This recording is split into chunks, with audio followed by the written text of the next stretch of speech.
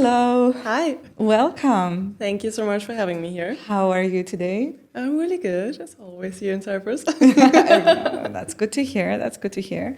So we were thinking and planning about this meeting for a while, and now we've got the opportunity to make it happen, and I'm very, very excited. Likewise. But thank you. But I think before we get any further, let's do a proper introduction. Do you want to tell us a little bit about you? I'm just going to say that you have a lovely name, Katharina, and I would like a proper introduction because Yes. I'm very, very happy that we're starting off this series with you today, Katharina. Yeah, as mentioned, thanks for having me. I feel like really honored. My name is Katharina. I'm originally from Hamburg, so northern Germany. Yes. Moved to Cyprus 2.5 years ago because I wanted to start my company here.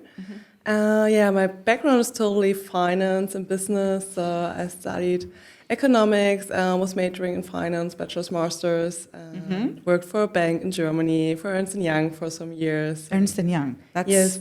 wow. Yeah, and transactions. So I did a lot of financial due diligence, valuations, and had a great time there. I learned a lot.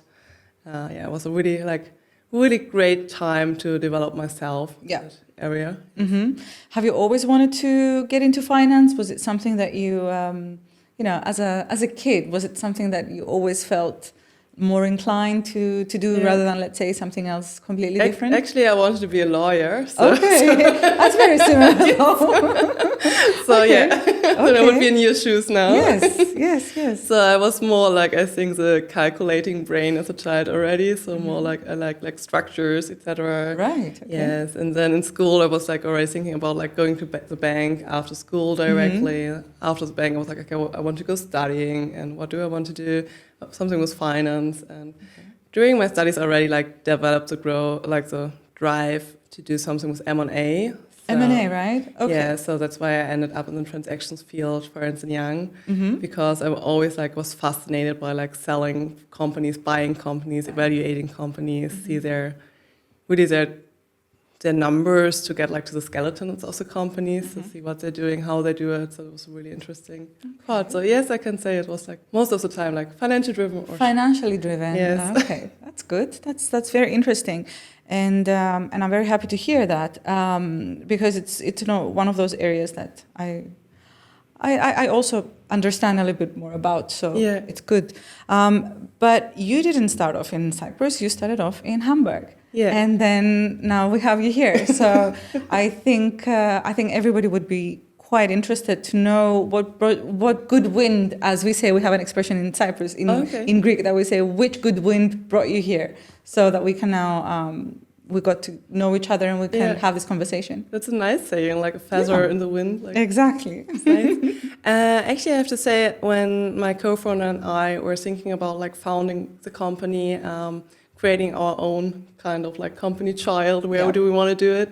Then we thought pretty fast that we don't want to do it in Germany right now, because for us, we wanted to be in a country where it's a little bit more like, for example, like we have a huge finance hub here in Cyprus. So it's pretty cool. We have like a really nice geographic location here. We're close to the UAE, we're close to Greece. So we're really in the middle of everything here. And we really wanted to go to a country that provides that part, but as well, for example, better weather. You have like a really good work-life experience here in Cyprus, I have to say. Like I start every day with a morning dip at sunrise. So it's like major life-changing experience. Unbelievable, yeah. And so you start your day already fresh. Yes. And of course, I did like in Hamburg a lot of running in the morning, but there's a different approach because everyone is already like walking to the work, and so it's more like life next to the work part here. Yeah. Okay. So one day, I think it's very interesting, at least to me, to understand was it the frame of mind of someone who decides to set up shop in a different country to leave and to start something from fresh, because it is very interesting. It's a difficult decision. Was it a difficult decision for you? I have to say it wasn't. It was really a calculation again. Okay. So we were thinking, okay, of course we are good taxes to build a company. Where's a good environment to have a good company? How is like the financial regulation system in the company in the country? For example, the SISEC is like a pretty good institution to work with. It was like many different points on our Excel field as what we're looking for in a new country. And yeah, I lived before coming here already in some other countries. Where did you live before? I used to live in Ireland. Yeah, I worked there for Google Maps for some time. Then I lived during my studies in Indonesia during my master's, and in the US, in New Orleans, during my bachelor's. So I always had already like the urge to live somewhere else, to see other cultures. And then it was like a pretty fast decision to leave Germany, to start somewhere fresh. But if you ask me now, it was like really kind of naive at that point, like to start a company from fresh, to go another country for like a fresh start. So it was a lot in one point. So do you think? Yeah, I was gonna get to that. But do you think if you had known what you know now back then, you would have thought twice before making the move? I think so, but I don't regret a single day. So it was really one of the best decisions I ever made to do the jump. I always say, like, to jump in something new. But I really underestimated like that you be like in a total new environment, that you don't have friends, you don't have business contacts here, so it's everything new. Everything from the beginning. So I read in one of your LinkedIn posts, you were describing the experience, and you were saying like it's like jumping in the water or jumping altogether without any strings, or something to that effect. And I wanted to know, how long did it take you to feel at ease or to feel more relaxed after the first shock from moving? I mean, Cyprus made it kind of easy regarding the environment, of course, because I think vitamin D is such a nice part here, that you have always fresh air, fresh sun. Everyone is really nice in my neighborhood, so it's really welcoming. You've chosen a city that you want that you're living. Yes. And it's by the sea. So it's by the sea, so that was nice. But I think overall it took at least half a year, like 6 months. Yeah. So like have like some friends to have like to meet up next to work. But of course, the first half a year of a company is like only work, so you're just focusing all in. So I think I wouldn't even have time to meet so many friends next to it in that area. And I wanted to share how we both met. So we met through one of the events of the German Cyprus Business Association, which CGBA, CGBA, which we're both members of. And I'm actually very glad because, at least from my perspective, it did give me the opportunity to meet new people in the business industry that have various perspectives, and of course getting to know you, coming from a jurisdiction that personally I feel very close to, and I admire on many regards. But at the same time, I want to know how it felt for you. Would you say it's like a tip that you would offer to someone if you're moving to somewhere new? Then one of the first things you could do is join a business association that's relevant to your either jurisdiction or country, location or interests, because that's helpful. Is that something that you would recommend? Definitely. Like I would always it's always a point when you come to a new country, you have to search for people that are in your sphere that you can discuss topics with, that are maybe good business contacts in the end, or end up being good partnerships. So it's always a point that you have to go out in the world. As I said, the first half a year we were really focusing on bringing the casa up, and then we had some breath as well to look around, to go to the business association like the CGBA or to Tech Island. So there's so many nice opportunities on this island to meet people, to get in contact. But I have to admit, personally, I'm kind of an introvert. I have forced myself to be the extrovert, to go out. So it comes more natural now, but in school term I was really shy. So. I think when someone decides to be the first at something that they do, to take the initiative, they just can't help but become an extrovert. Yeah, you have even to. If they even if they're not, if it doesn't come innate to them. Yeah. So, all right. So you've made the decision. You came to Cyprus. How easy was it? And I want to talk about Sekasa specifically, but I think it's important to understand also how it is from the expat's perspective, coming to Cyprus specifically. How easy was it to set up the company here, to set up the business? And of course, it is a software development, AI-based product that Secasa offers. So Yeah. tell me a little bit about I have that. to say it was kind of easy, the approach. As mentioned, we really did an Excel where we want to move and then chose Cyprus.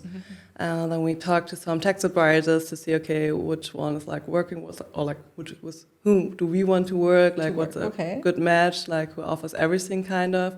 And they really helped us through the process. So it was like we arranged most of it from Germany still, because we were still living at the time in Germany, and arranged kind of everything in Cyprus from far away. Like, give me an example. Like, what could you arrange? I mean, I have not done it, so I'm just trying to think though, because I work with people who move around and work remotely. So I want to be able to understand, like, what can you, like, could you initiate the incorporation of the company or everything even from we did everything online. Or like I think we had to send one letter via post, or like post. I don't know the English word right now. Just send a letter. Send the letters.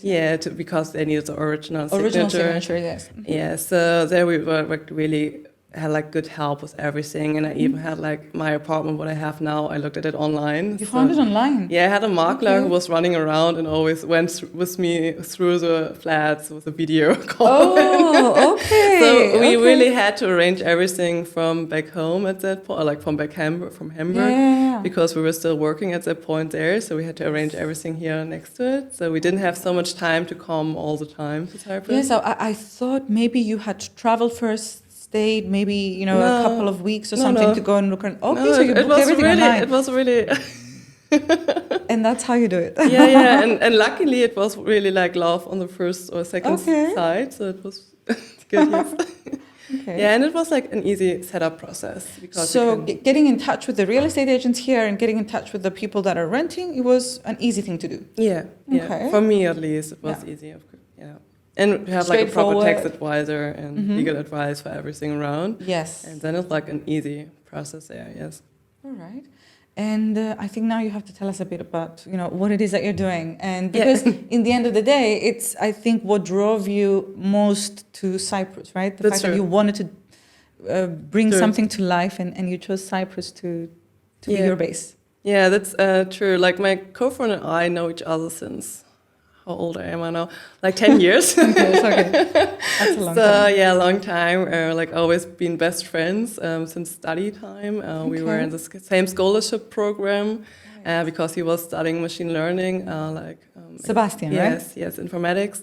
And I was studying, of course, finance. And then we Amazing combination. Yes, and we always stayed in touch, and we're like, okay, we're so good in each specific field, so we're like the typical fintech, if you want to say it like that. So yes, you're right, the tech. You're right. It's like a little bit old of like a joke now because we always say it, but it is like it is. It's the original fintech. Yes. And then we were both like trading on our own terms, like in the financial industry with stocks, etc. And at one point Sebastian had like a really good professor at uni, and he brought him the idea about of our tool, like the rough structure. Like to have like a lot of models, etc. And then the idea was there, and then we developed it even further, checked the market if there's a market for us. And at one point we were like, okay, let's jump, let's do it. Yeah, and now like what we're doing, we're working for the financial industry, so only B2B. So our clients are family offices, asset manager, wealth manager, but as well huge, for example, commodity trader, etc. On the other hand, as well, trading platforms and broker.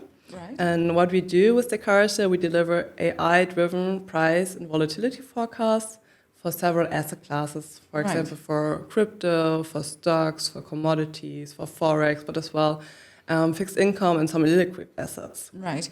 So, say I'm an investment advisor at a family office. I'm just trying to use some, based on my experience and my exposure to this field, just to try and understand how Secasa fits into, the businesses that we do or we interact daily. So I'm an investment advisor at a family office, and I want help in my understanding of where it is better to invest the principals or the family's funds that I have access to, Yeah. that I'm advising on. Yes. So then I could work with Secasa, send an inquiry. How does that?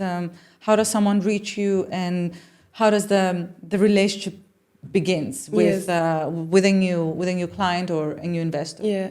Yeah, like we have to say, most of our clients really reach out to us right now, like either via email or from mouse to mouse. That works best for us. Yeah, we exactly, as you described, we come into like the family office, say, having a need for a quant team or for an AI team. Mm-hmm. But as a, like it's one of our major problems in the last year that AI is such a buzzword now, and everything calls everything AI. It's like, so if you're like a proper AI focused company, it's really like hard to tell that you're like a proper AI company. Tell me how to differentiate, how you differentiate, and how to distinguish it, because yeah, you're right. It is a buzzword, and I don't think we all understand exactly how it fits into the work that we do, but it's good that we're aware of it. I mean. Sure. I mean, it's good that so many new opportunities are there for AI. For example, I think every one of us leverages now ChatGPT. Of course, for like setting up emails or I don't know, just as a help. But that's not like the full extension of AI. So there's so much more to it, and so much misleading as well sometimes, because can it be used in the prediction of investment models? Like we know that we've got Trump's administration now in full in its full glory, and we know that the stocks have been very volatile the past few weeks. Yes. So would a product like the one offered by Secasa Technologies help a trader? I can't say project. I don't know what's predict. Yeah, it's predict the right word. So then it would help a developer in a stock trader in that way. Yeah, let's go back to like the example you were like pitching. So when we talk to a family office, and of course like getting to know the family office, there are trading strategies, because we believe in the human AI partnership. Because there are traders in the asset managers or family offices. They're trading for like many years and know the markets, etc. So they have their parameters regarding risk profiles, regarding asset classes, they're regarding, I don't know how much cash they want to always have, and of course. So it's always the parameters around their strategies, and we take that strategy from our clients, or not only one strategy but multiple strategies. Integrate them with our tool, backtest all the strategies, but with an AI layer on top, with our predictions on top, like even enhance the trading strategies. And then we show this backtests, for example, to you then as our clients, and you can say, okay, which backtests really align with my goals? What do I want to have, for example, Sharpe ratios, maximal drawdowns, etc. So we really align everything to our clients' needs and strategies. And then we integrate it directly with its broker, so he can execute everything with our software, what we licensing to him. Okay. So it's like a really customized trading bot software, what's totally aligned to your strategy and your needs. So you still stay in control, because it's following kind of your strategy as well, but with an AI layer on top. So you can leverage AI without losing this full control and without having this black box moment, because AI is for so many still this huge black box. And of course, that's a nice expression. Yeah. For it, a nice description of it. Yeah, you put something inside, and then something comes out that you don't really control. Exactly, and we really put as well a focus on the delivery. So we see, what is now, for example, if we have like a prediction that says, let's take Apple will go up in the next 8 days by then the percentage, then we always can check as well, what were the main driver of this prediction, or what was the main driver of this whole strategy with data inputs. So maybe a few words about our tool. Like we integrate over 50 different data APIs. So we take a lot of financial data, alternative data. For example, when we're talking about US stocks, then we take as well like US vehicle sales, US credit card debt, so all the data we can gather. So that's very comprehensive. So sounds like, do you follow, we know that this activity, trading activity is regulated by SISEC, as you've mentioned. Secasa is regulated also? We are not regulated. We are really a pure software provider. So it's a software. Yes. And then you work with the regulated entity, which is the broker. Yes. Okay. Or with the with or an investment firm. Okay. Yeah. How does that interaction look like? So how can the broker use the software? Like, is it via licensing? Is it do you send them like a complete proposal on how they can use? Okay. Yeah, so there we have to like divide like our broker and trading platform clients from the asset managers and family office clients. The broker clients like really receive signals that they can resell to their clients. And as we always have to be aware that we don't give any kind of investment advice. We don't give like one single signal per one asset. They always receive like up to 10 different distinguished signals for different scenarios or for different time frames that you can say, hey, I want to offer my clients different time frames. For example, what will happen in the next 6 hours, what will happen in the next 5 days, 10 days, 15 days, give them a little bit more ideas, and as well to engage the users more to trade, because it's like really interesting when you have like really high-end predictions and you like want to work with that and use that. Yeah. And then we have like on the other hand the asset manager family office, where we really work with their strategies. With the strategy, right? So that has a lot more back and forth or a lot more interaction. Yeah, we talk like with our family office asset manager clients every 2 weeks. So see how their strategies are evolving, if we have to adapt something. As mentioned, we have like this 50 data APIs, and within our tool we have over 1,800 models. This sounds like quite a lot, and you're like, okay, why do you have so much models? But there's no one model that fits everything. Oh, no, and what I can imagine, and correct me if I'm wrong, that is adaptable, the variety and this level of offering allows adaptability, perhaps at a more precise level. Exactly, right? And you can always like adjust pretty fast to different market regimes. We saw last year we had such a change in the market regimes, sometimes pretty fast, and so you have to always adapt with your strategies as well to the market regime shifts. Or, for example, now you were talking about Trump. Yes, I was talking about and I'm very interested to hear any views that you have about the current investment framework, because it's rapidly changing, and I think it's really high volatile, and we don't use LLMs in our tool, in our standard tool, so we don't use like the news, so we don't work with that. Right. We started in the beginning, but it was not that usable for our tool. But when Trump says something right now, it will be immediately shown in the data, even before it maybe hits the news. So Trump says something, somebody knows it already, he will trade against it, he will trade through it, he will do something. So the market is immediately affected. Yeah, like not with all the retail traders, of course, but some always know. And our tool checks like behavior of institutional clients, like behavior of short seller interest. So our tool gets pretty fast, pretty much information from the market. So so there we're pretty fast with our reaction time as well. Let's talk a bit about. I want to focus a bit about your move here and how it felt at the beginning. We talked about it was lovely. I want to talk about the things that you would have done different, or the things that you wished were a little bit different, or how could things have improved in certain areas. I mean, I'm interested to see the picture that isn't there. Yeah, exactly. I know. But strong women usually put these things behind them and move on. So I understand why you would want to focus on the things that worked. It's I think it's a feature of people who create things. Sure. You leave a lot of things behind. But yes, tell me the things that you wish were different with your move. Yeah, I think, as mentioned earlier, I underestimated the point when you start a company, are in a new country, don't know the country so good, don't have a network here, basically don't know anyone. I was lucky that my co-founder was moving exactly at the same day, so we had like at least each other and saw each other like every day. So you're both in Cyprus now? We're both in Cyprus, yeah. Our families moved now too, and but at first it was only us. So at least we had each other, but we saw each other every day because we worked together. We like spent our free time if we had some together because we know each other. So that was good. But of course, I underestimated how lonely it can feel in the beginning. Yeah. because you have to figure out, okay, where do I go to the gym? What do I Right. do then? So you have to find your routines. And starting a company takes so much time and so much effort, and you're thinking only about this company all the time, 24/7.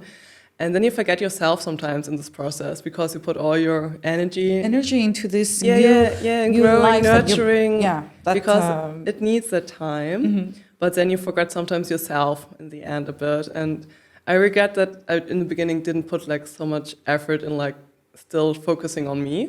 So I changed that now over the last Okay. years. Like, And what activities? Because I know that you're active, Yeah. and I like that because we need oxygen in our bodies, Yes. especially when there's so much thinking and strategizing behind Yes. the scenes. So, what is it that you enjoy here in Cyprus? What activities? I think one of the main points I enjoy most, next to the daily swim, Yes, I of started course. horse riding again. Oh It my was God. it's I a love huge it. passion. Like I had my first horse was 5, so I started really young and did like a lot of tournaments, etc. And now Wow. I finally had the opportunity to start again. So Yeah. it's my luxury to have this horse again, to go there and I do it now twice a week. And do you like the Cypriot scenery? Do you like the fact where you can compare between two places? Yeah. So, what do you think of Cyprus as a destination for this type of activities? It's beautiful. I Yeah. mean, I've also played tennis, and I used to play tennis in Hamburg. And like playing in tennis in Hamburg is like, okay, when you're lucky enough, you can play like 10 times in summer because it's not raining It's or not storming. So And you here- have like season all year long. That's really nice. And the scenery is great in Cyprus. I didn't know that there's snow in the mountains before I moved here, actually. it doesn't snow every year. I think you've seen. Yes, and this year there was really snow, and for example, the water quality is so nice. I mean, I mentioned I lived in Indonesia, and like the water quality, like at Nisi Beach, like it really feels like kind of Indonesia when you're looking at water and like, Yes. like, wow, it's so clear and so pure. It's lovely. It's like, Okay. What about how were you perceived as a woman here in Cyprus, as a woman who's leading this company? And I know that you're a co-founder, Yeah. and I know there's this, you're both equally involved. yeah. But did you face any differences here compared to how women in Germany and Hamburg are perceived when they're leading a company? I mean, it's my first company, so I didn't do it in Germany before. Yeah, of course. But I was but still you in a did male-driven job, exactly, like the finance and you industry. did hold Yeah. a significant position in Yeah. at Ernst & Young, and That's you right. had your career path Yeah. there. So No, I think it's a little bit more different here, I think, sometimes, because I recognize that my co-founder gets approached more by other older men as well. We Okay. had that experience with one bank that they like to talk more with him than to me. Done with you. But no, like really bad experience or major, No. like where I was like, okay, no. It was more like, oh, okay, so just the nude It's talk. just, something that you wouldn't have thought maybe otherwise. Yeah. And you've mentioned Tech Island, and you've mentioned the ecosystem, Yeah. and everyone here in Cyprus is referring about and talking about the tech ecosystem, and I think there have been strides the last 5 years in that sector. How does it feel as a tech professional? I know that you're in fintech. As a fintech professional, how does it feel to be a part of this tech ecosystem in Cyprus? It's actually really great. For example, you mentioned the Tech Island. They have like their C-level conferences or meetups. It's really nice because, of course, we are like a tech company and a fintech company, so we have our scene kind of. Yeah. But I have to say, even if we're like a young company, we never felt like a real startup. So we never had like the startup scene around us that you can find maybe in Berlin or somewhere where you have like this huge startup scene. We didn't have that, so I didn't know like other young founders in the beginning. So I was it was so they were all established. They were all established companies. Yeah, so among you. Okay. I didn't know so many other young companies or the problems of young companies because we started our company where we were bootstrapped, so it had to work. There was no other option. So. Yes, I know. So we didn't do founding rounds, etc. We weren't in that game. Okay. So it was like us and our bootstrapped company. Yes, so, yes. I know. There are of course available. There are the possibilities of seeking seed financing and seeking out in Yeah. general venture capital here in Cyprus. It's huge So there now, is now, I mean, it was non-existent a few years ago, but now there's. Yeah, no, it's really evolving. Like we see it like on every event that they're talking about, like the new releases of the funds, etc. So Yes. they really grow like the startup scene here. It's really nice to see. On this topic, you've mentioned that you didn't really go through the funding phase, but like seeking. Yeah. But it's something that you're still open to, right? I mean, would you be open to work with a VC? Not really. No. In the beginning, we talked to some investors, like really, really early stage beginning. Yeah. And it took us so much time and energy to convince talk with them, to convince them. Then, of course, they had like different strategies for our product and wanted to have like a different approach than we had. And it took us some time to find back to our true beliefs and our true mission. And the targets. And I think it's very important here that you've gone through the process, right? In your experience, you've gone through this as a professional advising other companies. Tell me a little bit about that. It's very interesting because, I mean, I can definitely relate both to the role of the founder and how difficult it can be at the beginning, and then not wanting to give up equity because you've worked so hard for it. I really want to know how you approach it as someone who has been advising someone in your shoes. Yeah. Right?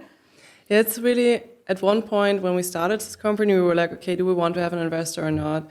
And you hear all the time, okay, if you have an investor, it goes so much faster. Of course, you have more money. You can like buy nice marketing materials. You can hire people if you want to. Okay, so marketing. I want to come back to that actually. So that's a nice gimmick. So you can maybe scale faster if you want to. You can scale faster, yeah. But Sebastian and I really sat down at one point and we're like, hey, what's our goal with the castle right now? And we were like, okay, we want to grow it organically. I don't want to hire 100 people because I had a funding round of X million and have to hire now, and I don't need the people. I see. So we really see like our organic growth, and Sebastian developed everything in-house. So all our models are really our models, really in-house developed. And of course, we work with many freelancers around us and have a really great intern, etc. And have to hire this year people.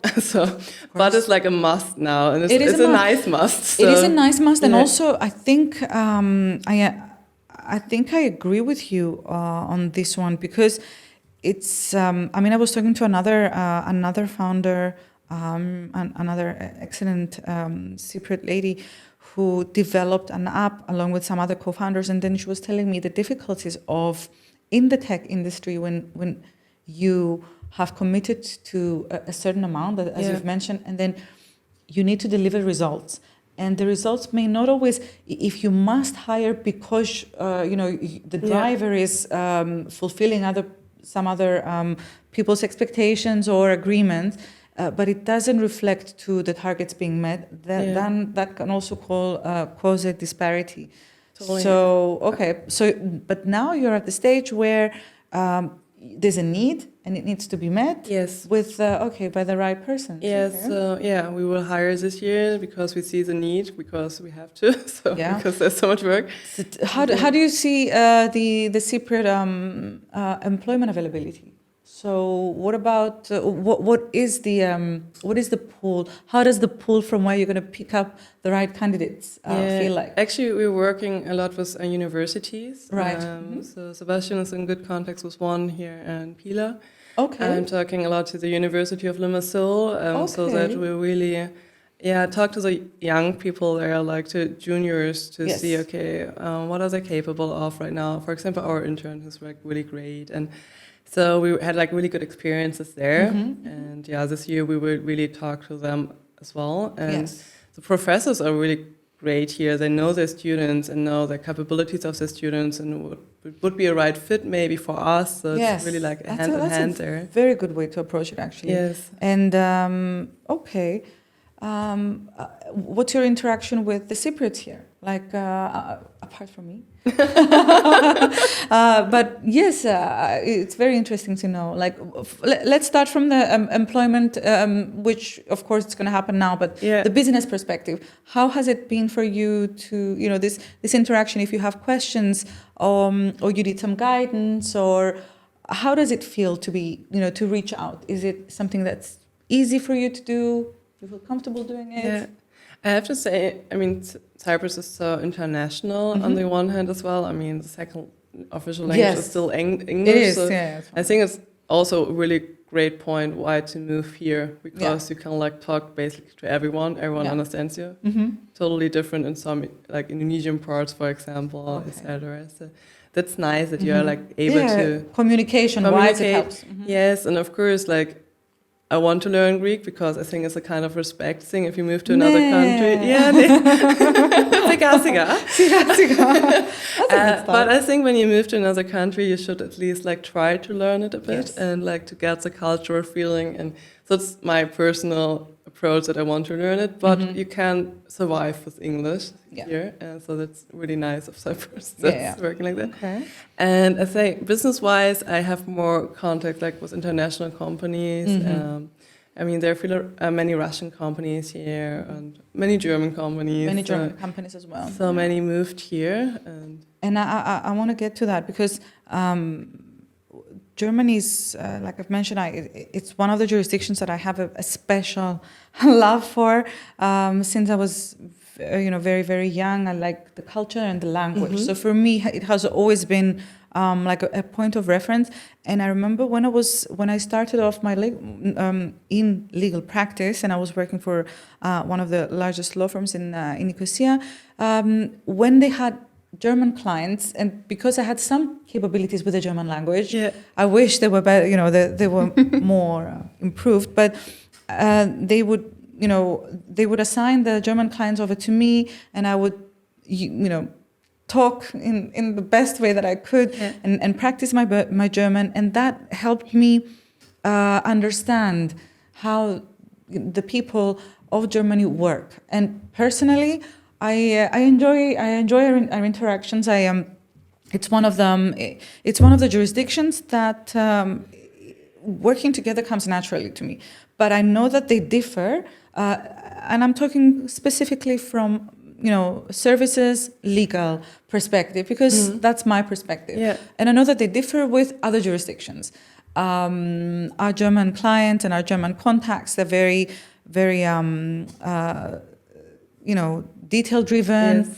Yes. They like things to be in a certain way. Yeah. They like they're very responsible, very reliable, and they expect the same from you. So I wanted to know, coming from this background, which differs from your classical, more laid back Cypriot approach, I want to know more about that. How are you finding everyday life? Yeah, I mean, I think I'm the typical German, because I'm not punctual. I'm always 5 minutes early. And I'm always late when we meet. And I usually apologize in advance. So today I was like 5 minutes early. Here you're 5 minutes late. I'm used to waiting. Sometimes I really try to be late. Yes. It takes an effort, doesn't it, for you? I just I have to be at least 10 minutes late, because otherwise I'm totally the first person in in an event even. So I really try now to be not on time anymore. But otherwise, for example, all the regulatory issues, etc., are really straightforward here as well. Okay. So that it works quite good, with our tax advisor. But of course, I'm still German. I'm as you said, we're detail-driven. I think not all of us, but I am. So I like to check things double and 3 times to see if everything works out. And okay, look, I mean, when you're talking to advisors, let's not forget it's your background, and it's not something that it's going to go away or you're going to shut off. It's something that you incorporate in anything that you do, and I think this is what is going to differentiate and form even your product, because this merging of strictly tech with the the knowledge and the experience of businesses that Yeah. you've had, it's very, very difficult to find. So I think this is what. Yeah, no, that's true. And I think that was like our clients really like as well about our approach, because we saw now like over the last year so many approaches, like so many different asset classes, from commodities to crypto to stocks, and became like really experts there as well, Yes. like in any kind of area right now. Even like illiquid assets, like, or more illiquid assets like timber, etc. So we get like really deep into topics like that too. So we have like many use cases. So you have to be in a position to understand these things, Yes. like and absorb new information and try to And to see as well like influences. Right. So which asset class has an influence on that when we're talking about like crude oil, which other commodities have an impact there. And of course, our tool learns it pretty fast and has all the data already. But of course, you have, on the other hand, as a person, has to see, okay, what's happening there. You have to understand it, right? Yeah. Because in the end of the day, someone is going to ask more information about it, and Yes. you need to be able to explain That's it. again in a way. about the transparency aspect, because we really focus on bringing our clients kind of like transparency there as well, Yes. and still the controlling part, because AI always feels, as mentioned, like a black box. Black box. And as you like give your control away and don't have control about anything anymore because you're using now AI. And we really want to bring there the more the focus, okay, you can still be in control, you have still a transparency level, we'd still take your personal knowledge. Yes. Right. So. And and adjustment. It's all about adjusting it to specific needs, so that it can also deliver the results. Yes, because you will never have it that one size fits everyone. Mm-hmm. It's not happening, because you will trade differently than your other person with. It's really interesting, and we learn as well like so much about our clients, and because it's so interesting to see the different areas. I had it with Ernst & Young too. They worked with the industries, not asset classes, but different industries. So, yes. Okay. Yeah. And I can think of a few uses. I know that there are funds in Cyprus that are offering investment advice, and they would definitely help. They would definitely, use the type of assistance that Sekasa Technologies offers, and it would be really nice to continue this interaction and this discussion with the right people, with the funds and the investments. Would, for example, say somebody wants to invest in Cyprus, because this is what, like, would the location, the jurisdiction be incorporated in the data that the program would be considering? So not like what is the best investment to do right now, but what is the best investment that I could do in Cyprus right now? I have this much capital and I have this exposures, etc. Is this something that's actually another tool of ours? Okay. So on the one hand, we have the price and volatility predictions, for example, for your portfolio management that you're already having. So for example, when you have like one position on Apple, then you can control it with our tool or crypto. And what you're talking about that we have released, I think a year ago now, it's like more a benchmarking tool for example, portfolios. Right. So you tell me, okay, you have a portfolio, considering you have like 3 different investments and like different PE firms, I don't know. Mm-hmm. And we take that information and create different models as well for your data. Right. And then we can tell you like benchmarks, like what are like kind of the same companies you could invest in, or I don't know, we can do that for, like PE firms, but you can do it as well then for more liquid assets, portfolio management. So you can really see, okay, what are like other interesting assets to go in, to invest in, but as well for risk management, that you have like evaluation approach. On the other hand, you can see, okay, maybe that company A, B are valued there and there, so that a better benchmark to value mine, and the other hand with a multiple. So our tools, like we have this great base tool with this data and lots of data and these models, and we can adjust it in different ways. So that it, but you would be taking the client's guidance and then adjusting the model accordingly, right? Yeah, we have like our main model stack. But if you would now come to me and tell me, hey, Katharina, I have this huge data background, so because I'm investing in these asset classes since, 10 years, have like a huge data stock, and I want to have it integrated as well into your tool. Mm-hmm. or I have like I trade always like a really specific way. I want to encrypt that. Then we would, of course, take your data as well. What is, of course, we take off your data. So I think it's a pretty unique approach. So we take your data and develop appropriate models on the data. Specifically for... Yes, and these models, because we develop it on your data, belongs into you as well. So that's totally your proprietary.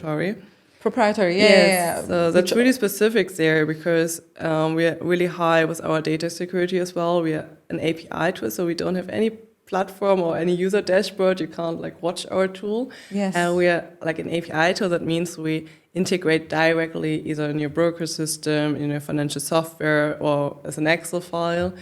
So we go directly there. There's a level of difficulty because it's something that you cannot see. You can only see the results of, though. Yeah, you have the results, or you can have it like as an Excel export, but we don't have like a fancy visualization homepage right now. Okay, which also means... but you don't have to log in another platform and don't use like another provider. So we're more like... More safety in terms of the safeguarding of data. Yeah, and you have it directly on your in your workflow. So on your, for example, Bloomberg, if you want to use it in there, or in your broker, directly integrated. So... All right. I'm also wondering, like, from the experience that you've had so far, what would you say are the growth opportunities in Cyprus? I mean, we've talked about the tax system, and we've talked about how that was one of the reasons that led you to make this switch. First of all, does it still remain a good enough reason? It was a good enough reason when you were making the decision to come. It still feels this way now? Yes. Okay. I think we didn't talk about, we have like this IP sandbox system that's great for us, that you pay even less taxes if you're a tech company. Right, the IP box, okay. Only IP box, not IP sandbox. Sorry, so you have the IP box. And that's so it's one of the... so you can even decrease it to 2.5%, so that's nice to... to be able to make use of. And it was one of the things that... would you say you felt disappointed by the jurisdiction that you had to abandon to come here because the tax system there didn't help you, or you felt it was just another opportunity to combine the two? Because you still have clients. It's not just Cypriot clients, obviously. No. It's international. Yeah, and we have our client base in US, in the US, UAE, and here, and Germany. And Germany as only well. Few, So we still have clients there, and I still love Germany a lot. So I think we both do different at different levels, because it's your country, it's where you come from, and I'm sure you must miss it a lot, especially in July and August when it's heat. It's way too hot here. 100 degrees here. Yeah, but like right now, it's a tax system in Germany. It's like on another level. I want to say it like politely. It's crazy. I see it with so many friends of mine who worked a lot, had like good positions, and are now, for example, moms and don't get any support because they earned too much before. And so, of course, it's like high level positioning, but I see it still like it's sometimes like a obstacle. Yeah. And especially like for the young companies, but they want to do and change something there as well now. I don't know if they already did it. But we didn't see like the huge growth chances there right now, because we saw more like the development over here in Cyprus, in Greece, in UAE. UAE is like really booming. It's like growing a lot, and we're so close, but we're still in Europe. So it's nice to have everything around. Mm-hmm. And even from the US, there's always coming more traction now to Cyprus. Yeah. So it's really becoming the hub. It's a hub. Nice. It's becoming even more of a hub. You're right. And I wanted to ask you, I mean, I asked you, the things that you would like to see here in Cyprus happen. I'm going to start off with an example. We've seen that the Nomad Visa program has been reopened. So it's one of the initiatives that you think would be helpful for someone like you and Sebastian, who you could be working remotely because you can have your base here, but at the same time, you have a client base all over the world. So what other opportunities do you think Cyprus could offer specifically in the tech sector, in the fintech sector? I mean, as you mentioned it already a bit, like that you have to be only like 60 days here. That's helpful. Is as well helpful. Of course, I have my main living point here. I think, I don't know how many months I'm here, but definitely a lot. So,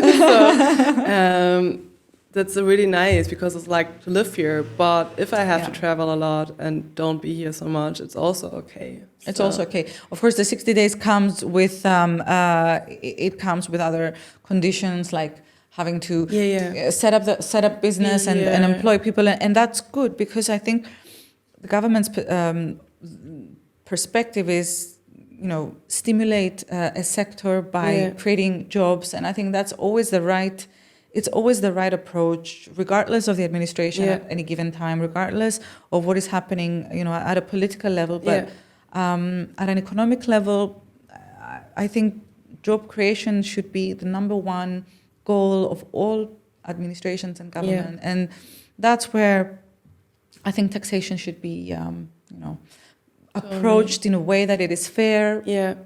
But it doesn't kill growth and it doesn't kill businesses and entrepreneurship because, who creates jobs? Entrepreneurs. So no, that's really the point. But Cyprus makes it there really easy. So because we want to target in the next years even more markets, like for example Singapore, Australia, and they have to be for some time because it's too far away to go. Yes, to travel. Yes, you're right. Like UAE, you can easily go for only like 2 days because it's like kind of close, but like. Totally different story. It is, Like at least for me, some people can do it, but I would be too much like for 2 days. So that's nice, and I think Cyprus does a lot to like really be appealing. I even get like in Germany, like many friends of mine are asking me for how it was to move. How was the move to Cyprus? Yeah. How do you feel there? Is it okay? So. Is it okay with the heat? Okay. That's a very fair question. Yeah. I mean, I think it was one of the questions that I asked you when we first met. How are you handling the heat in the summer? Because it can be very, very hot here. Skating in the mountains. And skating in the mountains, or at the beach late in the afternoon. But I like the pictures that you post and the balmy mornings and in the evenings and. Okay, as a local, it's nice. It's nice to know that the people that choose Cyprus as a base enjoy more or less the same things that we do as locals, because you're always trying to find common points of reference. I think this is how a society expands and becomes more enriched, because through interaction and through those common points that bring people together. And it's nice that people from completely different backgrounds find those things that bring them together. And that's true. But you have to be open to it. But you have to be open, yes. Have you felt any challenges in that respect here, or does the fact that, just tell me. I think I was like quite lucky, like with my apartment where I live in. So we're close to the beach. I'm every morning there in the beach, and there's so many like older people, like all the retirees are there in the morning. And I enjoying their coffee, because you also have a glimpse of the future. Because it may be very distant. But they're all like really nice. Like everyone's Kalimera in the morning directly with a smile. Yes. And so like everyone's kind of happy already in the morning, and that's as well a different point to Germany. I think we mentioned this also before. It was different, right? The rush. Getting the commute in the morning in large cities, and it's just stressful to commute. I get that. I'm as well not so happy if I have to get up in Hamburg early in the morning and commute half an hour. It's raining and it's cold. And then you're not running around saying Kalimera, happy day, Guten Tag. Yes, no. Not so much. And that's nice that everyone's like saying Kalimera in the morning. And I think like I have like really this picture perfect, because like the older people there, I think they kind of adopted me because I was all the time alone in the beginning. Oh my God! And how nice. So they're always bringing me fruits, invite me to their events. So I'm like really like got adopted. Katharina, I'm actually very, very happy that you say that, because I also have this experience to share with a very close friend of mine who is also an expat from a different country though, and he was telling me how how he had difficulty adapting to the fact that if you're a Cypriot and you care about someone, Yeah. you don't have to be married to them. They don't have to be your, girlfriend, Yeah. boyfriend, wife, or daughter, or whatever. Just someone that you regularly Yeah. see. Belongs. Exactly. You will bring them food. Yeah. You will think of them when it's Easter time, Yeah. and you're baking, and you're going to take something to Yes. them.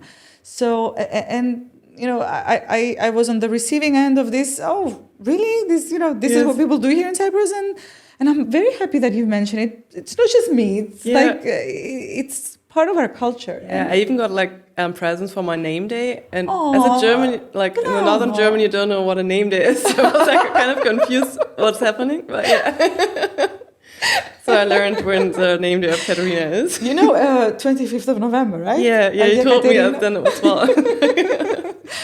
Nice. Yes. Okay. So that's. I'm very happy that you've had these Yeah. experiences. I'm very happy because it's like I said, if I ever have to move, and if my kids have to move in the Yeah. future, I really wish that someone would welcome me in that way. It's difficult when you're alone in another country, regardless of whether it's a sunny country or whatever. Nobody wants to be alone. Nobody wants to. Yeah. I mean, you need like at least like some people around you. Of course. And it's always helped like going to like business association Yes. or join gym classes. I know a lot of like older Cypriot women, younger Cypriot women from like the Zumba classes. Yes. And once a week I go to a dog shelter to walk with the dogs there. So Yes. I have there some friends too. So it's always like, but you have to do the effort. You have to go out. You have to do Yes. the effort, yeah. The top 5 things, and I think we're good. And I think top 5 Yes. things that you would advise someone who's moving to Cyprus. Maybe top 5 things to watch out for, or what 5 things? Like should they be business-wise or personal-wise? watching? Everything, Katharina. Just tell me exactly. Because you know what? When you're setting up your own thing, business and personal, Everything's the same. exactly. It starts. Business is very personal because it's your livelihood. You're building something new, so it's like a baby. Definitely. So, what 5 things should they be watching out for? Let me quickly think. I think the first thing is like, don't stress yourself so much. Don't put yourself. I mean, it's like a phrase, but it's really the point because, as I said in the beginning, when we were just focusing on the company, then at one point, oh my gosh, I have to now find friends. I have to do. But actually, you don't have to do in the beginning anything. But like focusing maybe on your main goal right now. When you found a company, focus on that, and everything else will fall into place soon after soon. But I think Germans, but I think overall people try to do everything at once, and once that everything at once works out, but sometimes it's not life. Yeah. So you have to trust the process there. Trust the process. Yes, and it's really the thing about trusting the process. And of course you will feel alone in the beginning. You will be sad in the beginning. You will be feel not home, Yeah. but it's normal. It's the normalest feeling of the world. For most of the people, it's the normalest feeling of the world. Actually, I like the fact that you mention it because we are so driven to fix things, especially when you're in the sectors that we're active in. You're fixing problems. Everyone comes to you with looking for either a solution or a way out, and sometimes it's difficult for people like us to understand that there is a phase that you have to go through that doesn't have everything figured out. Yeah. I think I would be very scared. And now that I hear you say it, I can feel that you're also, that it must have been scary at the beginning, this feeling, because it's a foreign feeling. It's not something that you... that you like to do, no. And it's not unenjoyable. Yes. And another thing that I really like, and I wish, my kids and my daughter would listen to you say that, the fact that if something... it's okay to hold on to an uncomfortable feeling instead of either pushing it away or you walking away from it or ignoring it. Again, it's one of the things that I believe we overlook. Sometimes you need to feel uncomfortable in order to grow and go to the next step. And if everything feels comfortable and super figured out at every step of the way, then you're probably on the wrong track. Yes. No, I mean, that's really the thing about pushing through something like brings you to grow. Yeah. And unfortunately, it's as well a phrase, but it's really about the up and downs in life. You will always have an up, but now always when I have like a down, I'm like, okay, the up will come soon again. And like when you're in the up, and you're like, okay, enjoy it now because something will happen tomorrow. Exactly. And then like, nothing. I mean, a friend once told me that happiness is a fleeting feeling. Yeah, it's a fleeting feeling, and at the time I wasn't. It did take me a few years and a few events to realize it. Yes, which is why it's tried, but we should enjoy every day. And appreciate it. And I think one other thing is like as well, like you can plan so much as you want. In the end, life comes and does something different. So it's really the point. What I would say my younger self now: don't stress so much about everything because you can't control some things. It's out of your control sometimes. Of course, try to control what you control, but sometimes you have to trust the process there.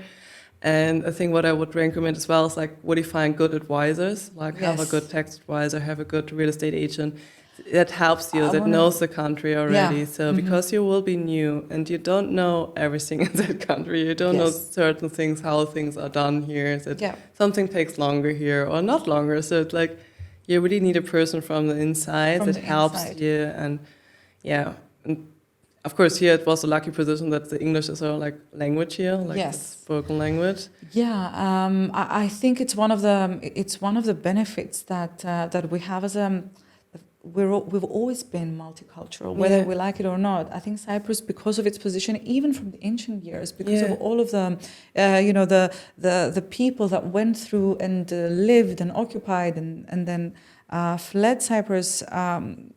Our origins are already multicultural, and the fact that we have tourism and businesses here, it helps. I was wondering, what did you think of our banking system? I know we talked. I like that you've specifically mentioned real estate agents, because I wanted to ask you. It's good that it was helpful in your case, being abroad and having the necessary support to figure out where you're going to live. Yeah. What about banks? Was it easy? Depends. Like, like we had an account for some time, but I have to say the fees were like very high, crazy high. Okay. No, it's good that we mentioned this because I think it's one of those. Personally, I feel that the banking sector has failed us. I mean, I've lived through the big changes of 2013 and the aftermath as a professional, and now like 12 years later, it's still.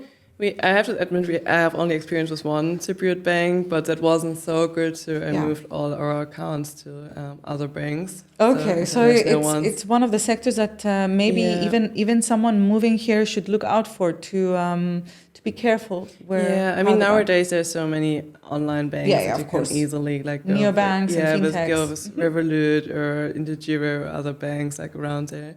So it's like easy today. I mean, it would be totally different a few years back when we had the choices. It would be. The fact, though, you know why it's still important, though, for foreign investors who choose Cyprus to get, they're non-Europeans and they want to get the permanent residency visa, and they still have to go through the traditional banking system by regulation. Yeah. So, I mean, and they represent a very significant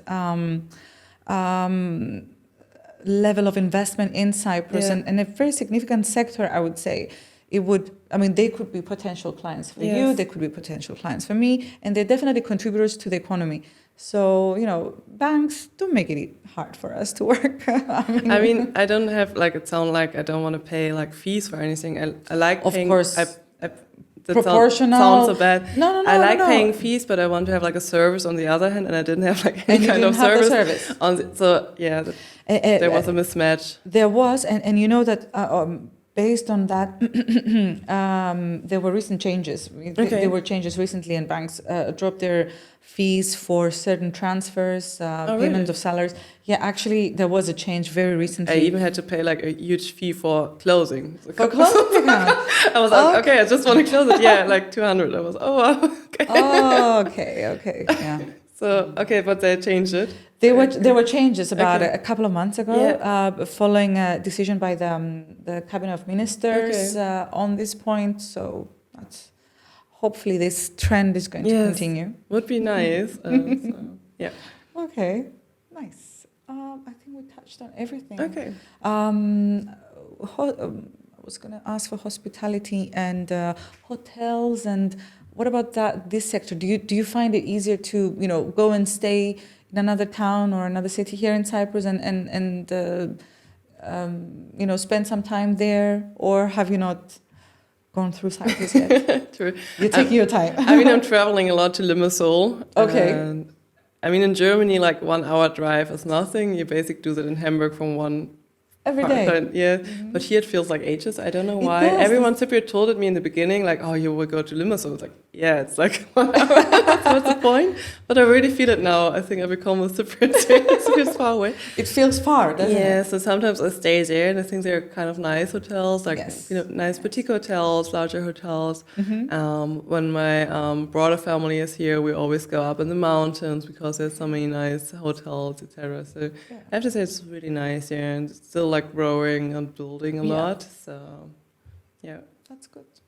Okay, so overall, you like your experience moving to Cyprus as a German? yes, I didn't regret it at all. I feel really at home here. So. Okay.